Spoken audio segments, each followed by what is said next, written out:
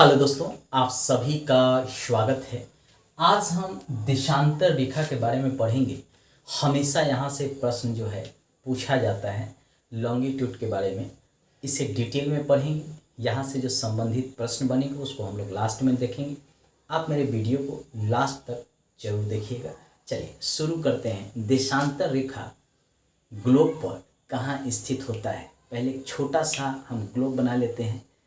पृथ्वी किसके आकार है? नारंगी के आकार है।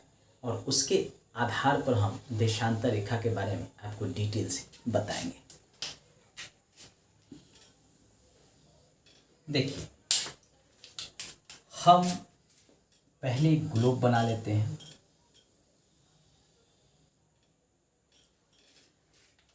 पृथ्वी नारंगी के समान गोल है और देशांतर रेखा बीचों बीच 0 डिग्री पर स्थित है, जो गुजरता है ब्रिटेन के ग्रीनविच शहर से और वहीं से माना गया है। इसे 0 देशांतर भी कहते हैं या प्रधान मध्याह्न रेखा भी कहते हैं।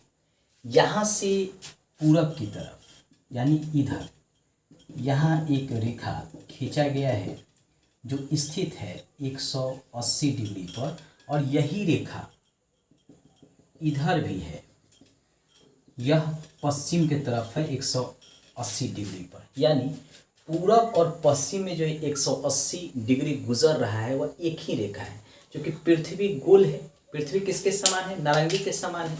मान लीजिए कि पृथ्वी गोल है और इसके बीच से यहाँ अगर रेखा खींचा गया है तो इसको हम खोलेंगे तो जो बीच वाला जो रेखा है ये वाला दोनों तरफ ये होगा, इधर भी होगा, इधर भी होगा। तो 180 डिग्री जो है वह एक ही रेखा है। इस बात को आप जान लीजिए, ठीक है। 0 डिग्री बीच में खींचा गया है और ये जो 180 डिग्री यानी ईस्ट और वेस्ट ये आपका पूरब है और ये आपका पश्चिम है। यानी ईस्ट और वेस्ट में 180 डिग्री जो रेखा है वह एक ही रेखा है। इस बात को याद रखिएगा। चलिए वीडियो शुरू करते हैं। ग्लोब पर उत्तर से दक्षिण की ओर खींची गई काल्पनिक रेखा देशांतर रेखा है। ये है उत्तर, नॉर्थ, ऊपर में नॉर्थ, और ये है साउथ। यानी उत्तर से दक्षिण की ओर जो रेखा काल्पनिक रेखा खींची गई है उसको हम देशांतर रेखा कहते हैं। 0 देशांतर रेखा प्रधान मध्याह्न रेखा कहलाता है, जो 8 देशों से होकर गुजरता है। कितने देशों से गुजरता है? 8 देशों से।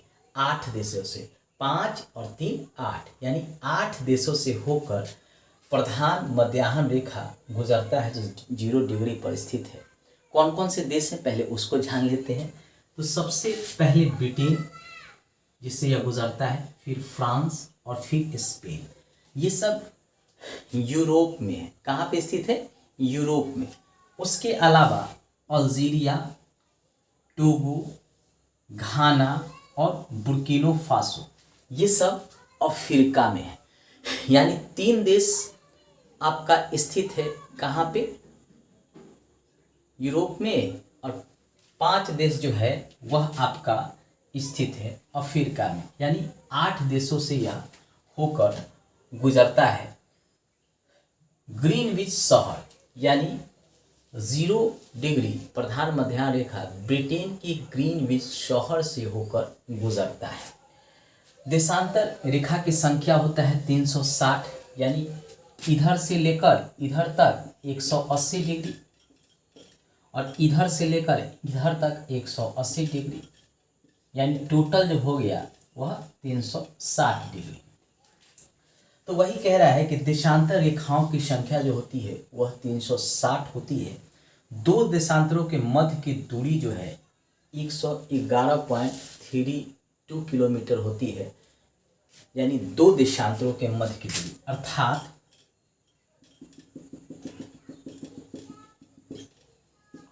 ये यहाँ से यहाँ देशांतर खींचा गया है। यानी 2 देशांतर, इसके और इसके बीच की जो दूरी होगी वह 111.32 किलोमीटर होगी। एक देशांतर की दूरी तय करने में 4 मिनट का समय लगता है। यानी एक देशांतर से दूसरे देशांतर तक जाने में 4 मिनट का समय लगता है। 15 देशांतर पर 1 घंटे का समय लगता है। यानी 15 देशांतर अगर जाते हैं तो आपको कितने मिनट का समय लगेगा?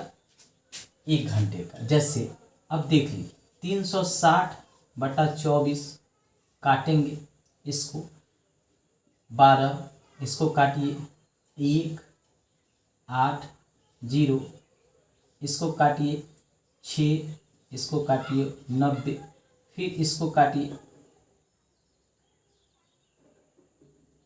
2, 30, इसको काटिए फिर हुआ 15, यानी 15 डिग्री। 1 घंटा तय करने में 1 घंटा में 15 देशांतर की दूरी तय करता है, तो 1 मिनट में 1 देशांतर की दूरी तय करने में 4 मिनट का समय लगेगा। कितना समय लगेगा? 1 देशांतर की दूरी करने में 4 मिनट का समय लगेगा। क्योंकि 15 देशांतर की दूरी तय करने में 1 घंटे का समय लगता है। 60 और 15 से काट दीजिए इसको, कितना होगा? 15 चौका 60, यानी 4 मिनट, यानी 1 देशांतर की दूरी तय करने में 4 मिनट, 15 देशांतर की दूरी तय करने में 1 घंटा और 360 देशांतर की दूरी करने में 24 घंटा, 24 आवर। इतना ही समय लगता है। आराम से आप समझ गए होंगे। यानी 180 पूर्वी देशांतर से पश्चिम देशांतर 1 दिन रात का अंतर होता है। कैसे?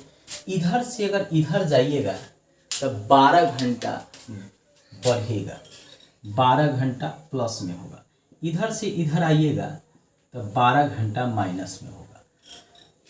अब अगर यहाँ से यहाँ चलते हैं पीछे, यानी पूरब से पश्चिम, ईस्ट से वेस्ट चलते हैं, तो आपको कितना दिन का अंतर हो जाएगा? 1 दिन रात का अंतर जो है आपको देखने को मिलेगा। क्योंकि 0 देशांतर से पूरब की तरफ बढ़ता है और 0 देशांतर से पश्चिम की तरफ घटता है। तो 0 देशांतर से 180 डिग्री की तरफ बढ़ेंगे तो 12 घंटा बढ़ेगा, और 0 देशांतर से पश्चिम की ओर बढ़ेंगे वेस्ट की तरफ तो 12 घंटा घटेगा। अगर हम वेस्ट, इधर वेस्ट और इधर ईस्ट, यानी पूरब से अगर हम पश्चिम की तरफ जाएंगे तो 1 दिन और रात का अंतर देखने को मिलता है। अंतर्राष्ट्रीय तिथि रेखा 180 आर्कटिक सागर, बेरिंग जल संधि और प्रशांत महासागर से गुजरता है। यानी जो ये जो रेखा गुजर रहा है इसको कहते हैं अंतर्राष्ट्रीय तिथि रेखा। दोनों तरफ एक ही रेखा है, इस बात को समझ लीजिएगा, इधर भी और इधर भी। इसको दोनों को कहते हैं अंतर्राष्ट्रीय तिथि रेखा। क्योंकि पृथ्वी गोल है तो एक ही रेखा है। यह गुजरता है बेरिंग जल संधि से। यहाँ पर जो है बेरिंग जल संधि है, ठीक है, और प्रशांत महासागर इधर भी है और इधर भी है, तो उसके बीचों बीच से होकर गुजरता है। यानी 3 जगह से अंतर्राष्ट्रीय तिथि रेखा गुजरता है। भारत का मानक समय जो है 82.5 डिग्री पर स्थित है। अब भारत जो है वह कहाँ पे स्थित है? मान लीजिए कि यहाँ पर 82.5 डिग्री है। कितना डिग्री है? 82.5 डिग्री है भारत का मानक समय। तो यह जो है यहाँ से गुजरता है भारत, ठीक है। मान लीजिए ये भारत है, ठीक है।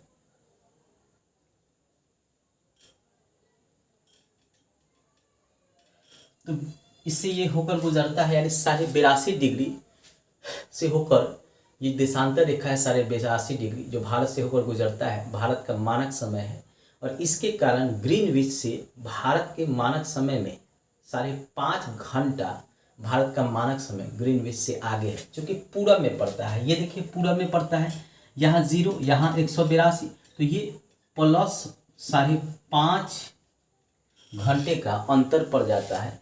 यानी 0 डिग्री जो ग्रीनविच शहर से होकर गुजरता है, वहाँ से भारत के मानक समय जो 82.5 डिग्री जो भारत से होकर गुजरता है 5.5 घंटा आगे, ठीक है। आसानी से समझिए, भारत का मानक समय 82.5 डिग्री। अब यह गुजरता कहाँ है? तो उत्तर प्रदेश के इलाहाबाद के मिर्ज़ापुर से गुजरता है। पहले नैनी भी कहते थे। तो मिर्ज़ापुर से गुजरता है। भारत के 5 राज्यों से गुजरता है। कहाँ से गुजरता है? उत्तर प्रदेश से, मध्य प्रदेश से, छत्तीसगढ़ से, उड़ीसा से और आंध्र प्रदेश से। भारत के 5 राज्यों से होकर भारत का मानक समय यानी 82.5 डिग्री गुजरता है, जो ग्रीनविच से 5.5 घंटा आगे है। क्योंकि ग्रीनविच से पूरब की तरफ भारत का पड़ता है और पूरब की तरफ जो है बढ़ता है। हर 15 डिग्री पर जो है 15 डिग्री देशांतर पर जो है 1 घंटे का अंतर हो जाता है। तो इसीलिए जो है आपको ये अंतर देखने को मिलता है। अब यहाँ से प्रश्न भी बनेंगे, क्योंकि प्रश्न तो बनना है। तो हम जो है अब इन प्रश्नों को भी लेंगे जो एग्ज़ाम के दृष्टिकोण से आपके लिए इम्पोर्टेंट है। आप एक स्क्रीनशॉट ले लीजिए।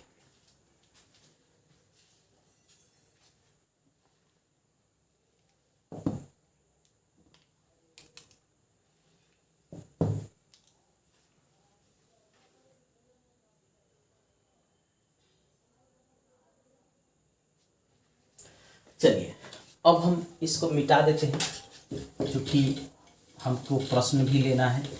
लास्ट में हम पढ़ाने के दौरान जो है आपको प्रश्नों को भी कराते हैं।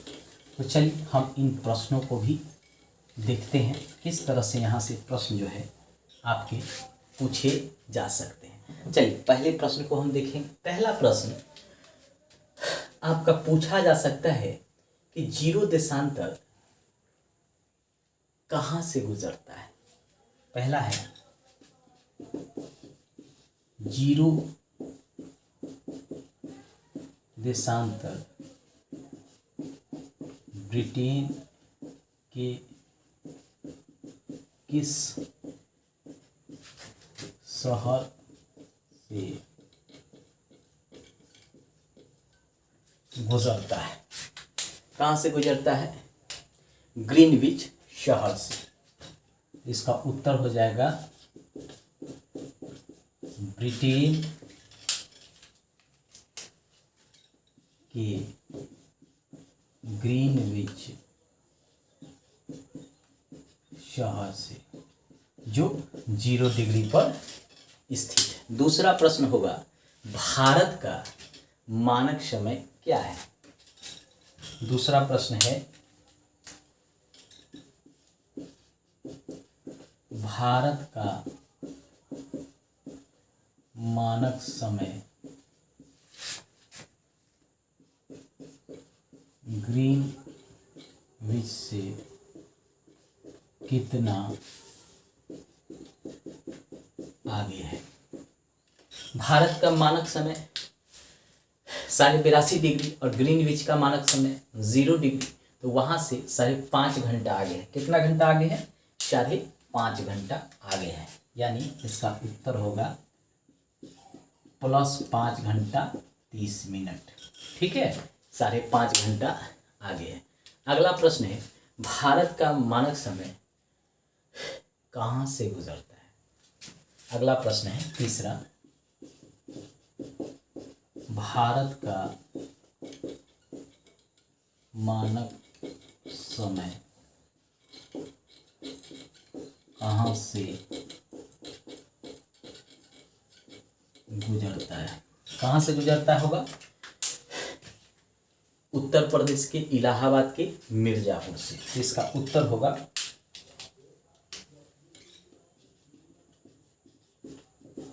उत्तर प्रदेश के इलाहाबाद शहर के मिर्जापुर। नैनी भी, पुराने बुक में नैनी और नए बुक में मिर्जापुर, यानी यहाँ से होकर गुजरता है। अब है 180 डिग्री कहाँ से गुजरता है, या अंतर्राष्ट्रीय तिथि रेखा किसको कहते हैं? अंतर्राष्ट्रीय तिथि रेखा कितने डिग्री पर स्थित है? यह भी प्रश्न पूछ सकता है। तो चलिए अगला प्रश्न हम ले लेते हैं। चौथा, अंतर्राष्ट्रीय तिथि रेखा कितने देशांतर पर है, स्थित है? तो तो इसका उत्तर हो जाएगा 180 डिग्री देशांतर पर। इसका उत्तर हो जाएगा क्या, 180 डिग्री देशांतर। एक और क्वेश्चन होगा कि बेरिंग जल संधि से कौन सा रेखा गुजरता है, तो अंतर्राष्ट्रीय तिथि रेखा। अगला प्रश्न एक हो सकता है 5वां। देखिए, बेरिंग जल संधि, बेरिंग जल संधि से कौन सी रेखा गुजरता है। बेरिंग जल संधि से कौन सी रेखा गुजरता है, तो अंतर्राष्ट्रीय तिथि रेखा। इसका उत्तर क्या हो जाएगा, अंतर्राष्ट्रीय तिथि रेखा जो 180 डिग्री पर है वह गुजरती है। दोस्तों, जो मुख्य प्रश्न यहाँ से बनेंगे वह हम आपको बता दिए। आप उन प्रश्नों को भी जरूर देखिएगा, एग्ज़ाम में यहाँ से जरूर लाभ मिलेगा, चाहे कोई भी एग्ज़ाम हो। धन्यवाद दोस्तों।